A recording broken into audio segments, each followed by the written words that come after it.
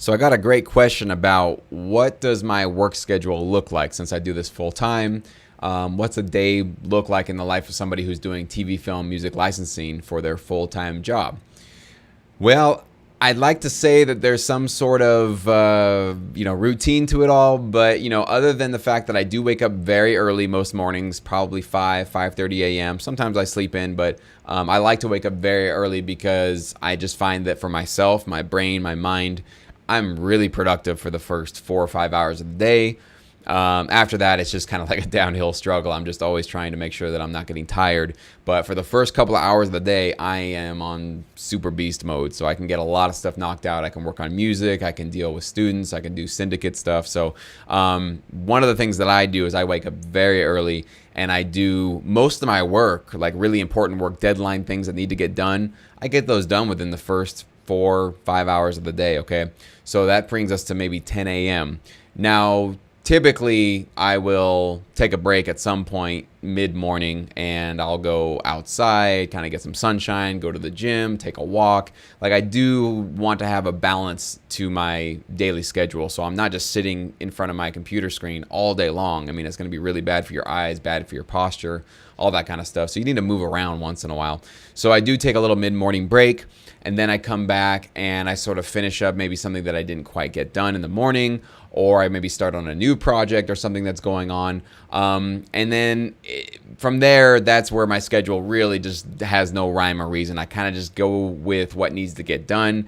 If there's a lot to get done, I'm kind of in front of my computer most of the day. I'll go take a break for lunch, for dinner, that kind of thing.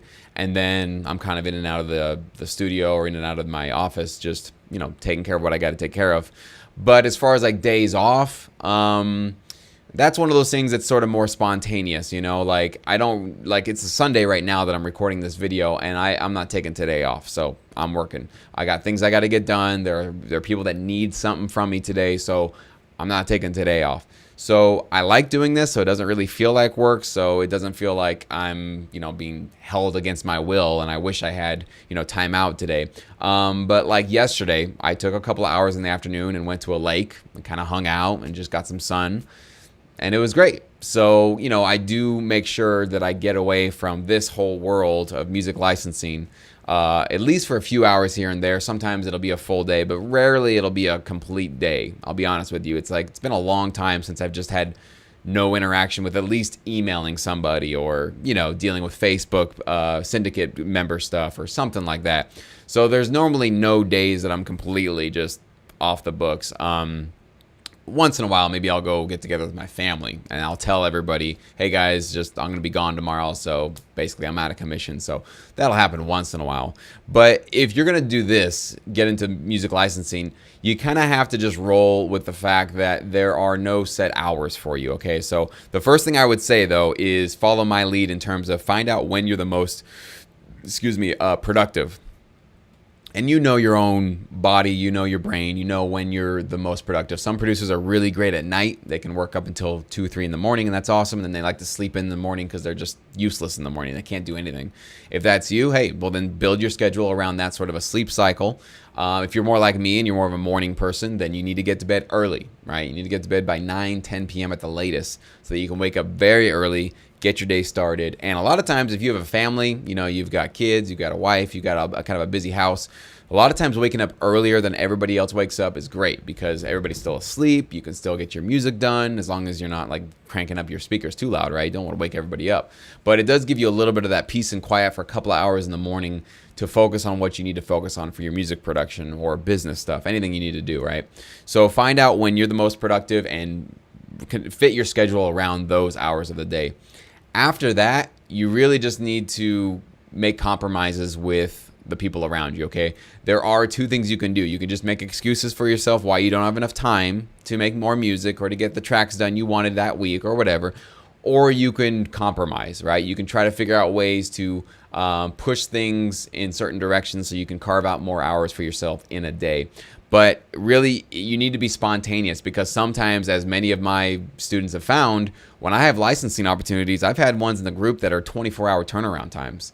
So if you're not ready to work in 24 hours, right, you don't have that kind of flexibility or that hunger to be like, hey, I'm ready to go, let's go.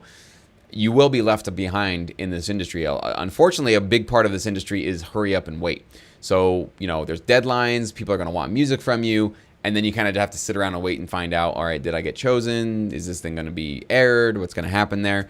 And in that time of waiting, you don't want to be just sitting around twiddling your thumbs, not doing anything. You need to go make more music, right? While that thing is settling and you're figuring out exactly what's going to happen with that opportunity, you got to be cranking out more tracks for other libraries, or maybe you're building a catalog or something you're going to shop eventually. So you need to be spontaneous and be able to be flexible with your time, and always find time to be making more tracks. And I always tell everybody this: never wait on anything. So if you've sent 5 tracks to a library and they haven't gotten back to you, who cares? Keep making more tracks, or go shop to the next library that you want to shop to, or find another opportunity you want to get on, or try to learn a new software program, or maybe a new plugin that you want to get really familiar with. There's always something you can be doing. You should never be twiddling your thumbs waiting for an email or a callback or something. Always be working, always have a fire in the process, so that if something you put out there, maybe a week or two ago, comes back to you, it's a great, pleasant surprise. Awesome. Wow, I've got something that's like legitimate now, and we can move forward. Meanwhile, if nothing comes back, you've got other fires that you're stoking, right? You've got other things that are going on. So being flexible, being able to be spontaneous with how you spend your time and how you get productive is very, very important if you want to succeed in this industry.